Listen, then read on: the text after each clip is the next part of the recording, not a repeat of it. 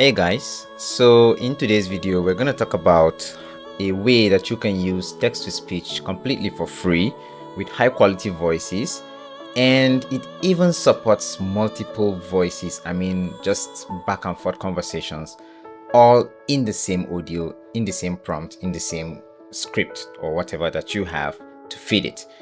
And as you can see, I have Google AI Studio opened, and Google is really doing a very good job, because this is an AI studio, so it should have a lot of AI-ish features, right? So we've talked about this for different use cases in different scenarios, on this channel, but then we've never really talked about the native speech generation feature. It even has an AI image generator. It does have a video generation feature which uses View 2 at the moment, and everything you access here is actually free. It's one of the biggest token count AI that you can have, for free. An AI tool that gives you this much number of tokens to have access to when running your operations, for free. Okay, so for us to generate text to speech, all we need to do is, after coming to aistudio.google.com, just go to the native speech generation section, or you can just come to generate media, and you have all the other media types that you can generate. But at the time of recording, you can find this on the homepage. So when I do click it, this is the interesting part. You have single speaker audio and you have multi-speaker audio, and we're going to talk about this separately. So we're going to start with the single speaker audio, which is the most popular one. And since this is a free tool, I would judge it based on 5 different criteria. First, the voice quality. Then I'm going to also judge it based on the supported languages. I'm also going to judge it based on speed and pitch control. That's how well can you control the pitch.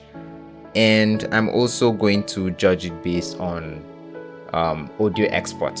How easy is it to export audio? And finally, I will judge it based on customization options. And those are my 5 criteria for making this tool.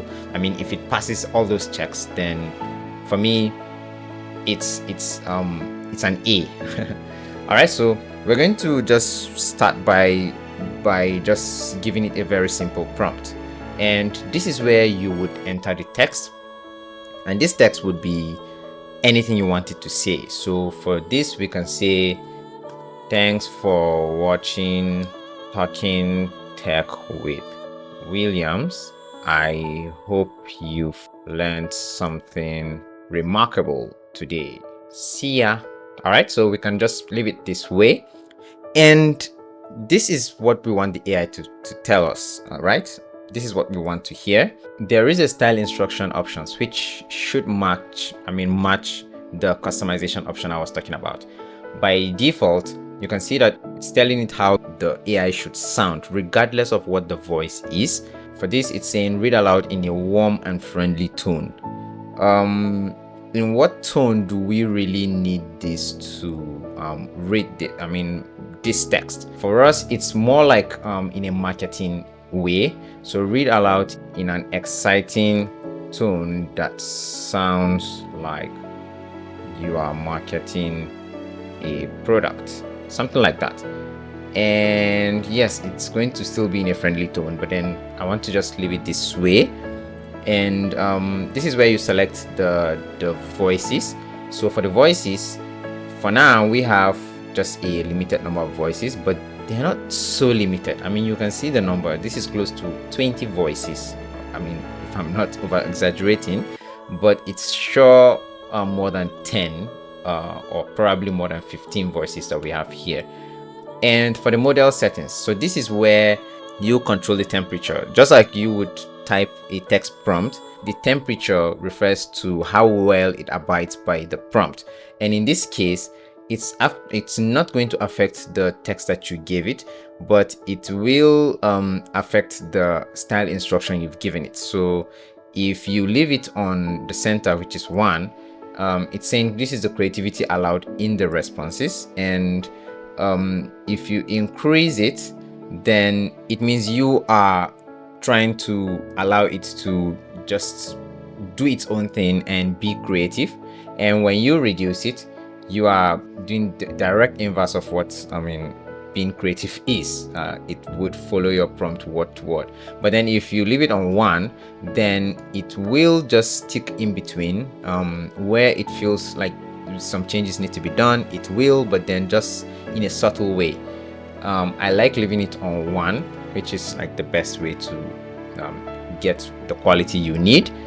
And for now, we have 2 different models. So you can use the Gemini 2.5 Pro Preview TTS or the Gemini 2.5 Flash Preview TTS. So I'm just going to leave it on the Pro Preview TTS. And for the voices, we have already given it a style instruction, so we can go ahead and just choose any voice as long as it's going to follow this. So I'm just going to leave it on the first voice and run it. So this is where we would now test the speed of execution. This is just a very short text, so it shouldn't, on a normal day, it shouldn't take long for us to get the output. And I should have put a countdown timer just to know how many seconds this took, but this could also... Thanks for watching Talking Tech with Williams. I hope you've learned something remarkable today. See ya! Okay, so that was the tone, and I don't know how that sounds. This it's, to me, it's really nice. The voice sounds really realistic, and it followed the style instruction we gave it. So if we decide to say, all right, let's change a voice, just any other voice. I don't know these voices, but then this first voice was the perfect one for this, coincidentally, because this voice is used for bright, higher pitch speech. But what if we decide to use this style instruction on a voice that's just not high pitch, but then it's just warm, something like this, warm middle pitch, and we decide to generate it? Will it give us the same output? Thanks for watching Talking Tech with Williams. I hope you've learned something remarkable today. See ya! All right, that was not bad at all. That was really good. So apparently, getting the voice, the voice you choose would always try to follow the instruction you've given it. So even if the voice is low pitch, using a different instruction could alter how that particular voice sounds.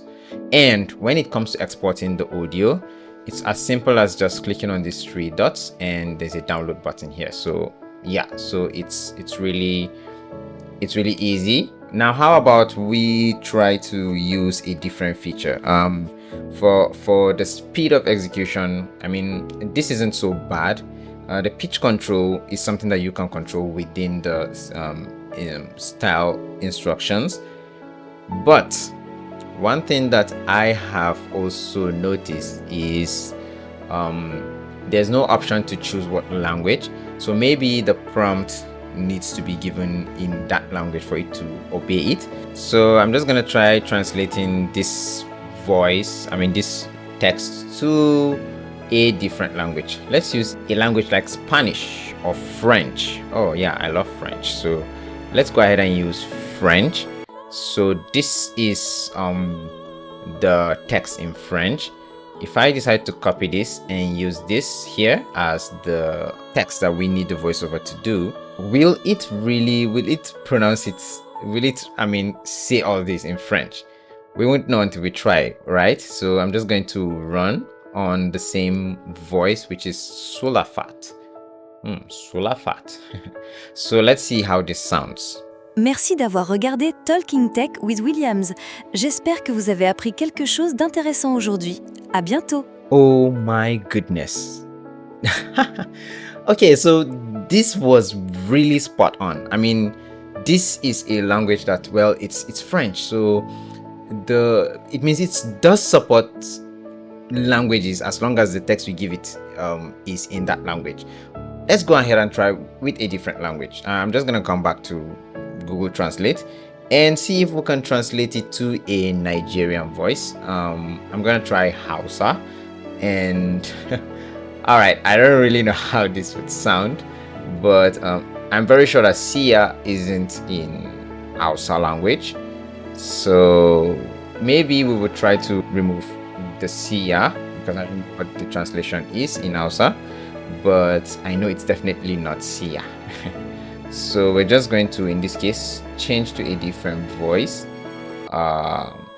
Let's try Sharon and Run. So let's see if this handles it as expected. Godiya da kallon Talking Tech tare da Williams. Ina fatan kun koyi wani abu mai ban mamaki a yau. Oh, all right, this is next level. This really is next level. So language support, this is an A+. I mean, wow. And the voice quality is really it's really insane, because yes, we have voices here, but at the end of the day, it doesn't really matter what voice you choose. All that matters is how well this particular conversation goes. I mean, what prompt you give it for the style instruction, and the specific text you want it to read aloud. And this is next level. I haven't really tried a very long text, but now that we have seen how the single speaker audio feature work, let's go to the multi-speaker audio mode. And for this, it's a conversation type. I mean, it's going to even give you just an overview of how it should be. You have speaker 1 and speaker 2, and this is where you can put the text. So for this, I would just try to generate a very simple conversation, but in this case, we're going to try something entirely different. We're going to try using 2 different languages. The first would be English, and the other person would be talking in the same English, but with a different accent, if that makes any sense. So what we are going to do is to just generate a very brief conversation and see how that goes. Okay, so I checked out LM Arena and just came up with this very engaging conversation between 2 friends. One speaks English completely, and the other speaks a mix of English, and when it comes to doing some expressions, he puts it in Spanish. And for the style of dialogue, I mean, this is the style instruction I'm giving it.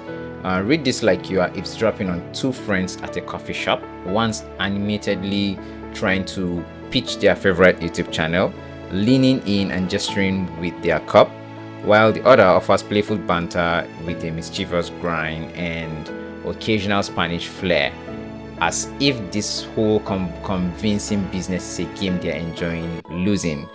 And yes, so this is the raw structure. It just tells you this is how it looks, and then this is how it starts with speaker 1 down to speaker 2, and then back and forth. So when you have to put the kind of conversation you want to have between 2 speakers, the format should be, when you have speaker 1, you have to type speaker 1 a colon, then a space, and then you mention what speaker 1 is will say. Then for speaker 2, you do the same. And from right now, it supports just 2 speakers, which is to me more than enough. Now the next thing we would probably want to do is to check which voices we would want to use. And yes, we have 2 different voices, but you've seen from the first example, the voice at some point doesn't really even matter, as long as the style instruction is detailed and the AI truly follows it. So we would now leave it on these selected voices, but if we have any special preference, we can. And let's say we want to make this a male and the other a female, we can just go ahead and choose from the other voices, and you can just preview each voice by clicking on this play button just beside the voice. So I'm just going to leave everything as it is by default and generate. So let's see if this truly comes out as entertaining as I planned it to be. You still haven't subscribed to Talking Tech with Williams, have you? Guilty. Pero, I mean, I just watch random tech stuff when I need it. Why subscribe? Because Williams actually explains things like he's talking to a friend, not reading a robot manual. You'd finally understand that messy cable setup you call my workstation. Hey, me cable management is artistic chaos, thank you very much. Artistic chaos? More like, don't step there or the Wi-Fi dies. Okay, punto para ti. But there's so much tech content out there. Why him? He's got real tips, reviews that aren't just disguised ads, and he breaks down new gadgets so even your abuelita could get into smart home tech. Plus, his editing is so smooth, it's like butter, but digital. Mantequilla digital. Sounds tempting. Exactly. So click the little red subscribe button. Future you will think present you. Está bien. I'll subscribe. But if I suddenly buy 15 must-have gadgets, I'm sending him la factura. Deal. But you'll love every gadget. All right, so I need your honest feedback on what you think about, what you just heard. What do you think? Is this something that you would find yourself using, and how often do you think you would find yourself using this? I just realized that the second speaker, I should have gone through the list of voices. Maybe I would find someone who has like a Spanish accent and use it. But then it still wasn't bad, because yes, it sounded like the second speaker wasn't really serious with the whole conversation, but he's English. He speaks English fluently, but then understands some expressions in Spanish. So that's really incredible. I felt like you should know about the generate speech option, and as Google AI Studio brings more features into the AI Studio, I will be there to keep highlighting them and showing you what matters and what doesn't. And so far I feel like the just limited cons with this particular tool is the voice options, since we just have this number. But in my own honest opinion, I don't feel like this particular number of voices is still small, because if you have like a very good style instruction, then the voice would just be there and the style instruction will take over everything. And there isn't any usage limits as far as I'm concerned, or daily caps. This is Google AI Studio. You have like a lot of tokens to use each day, and it's not like you even have the tokens to just use and it will count down maybe by the end of the day. No, the number of tokens determines the amount of input you give it, and that's basically it. So if you're done with that particular project and you want to go to the next project, then it still goes back to over 1 million tokens. And it definitely requires internet access, so there's no offline mode, and it makes a lot of sense. But if you are to run it locally, then you should be sure that it's going to definitely consume some computer resources. Then a very good thing that I like about this is the quality of voices used. This can compete real time with some voices from 11 Labs. I can go as far as saying that. The multiple language and customization is one of the very, very nice options that I am impressed by, with this tool, because this particular tool is it doesn't even give you what an option to choose what voice, but then it just it just goes ahead to just allows you to input the text in that language, and it goes ahead to say it in that language. And the interactive two-way conversation is a very, very good feature that you can, it's rare for you to find it on free tools. So just let me know what you think about this tool. I have brought it to you. I mean, if you have not seen it before, but if you have, this might add some little knowledge to what you didn't know. But if you haven't, I'm glad to also be the one to bring it to you. So that's been it. Thank you for watching. And as always, I will see you in the next one. Goodbye.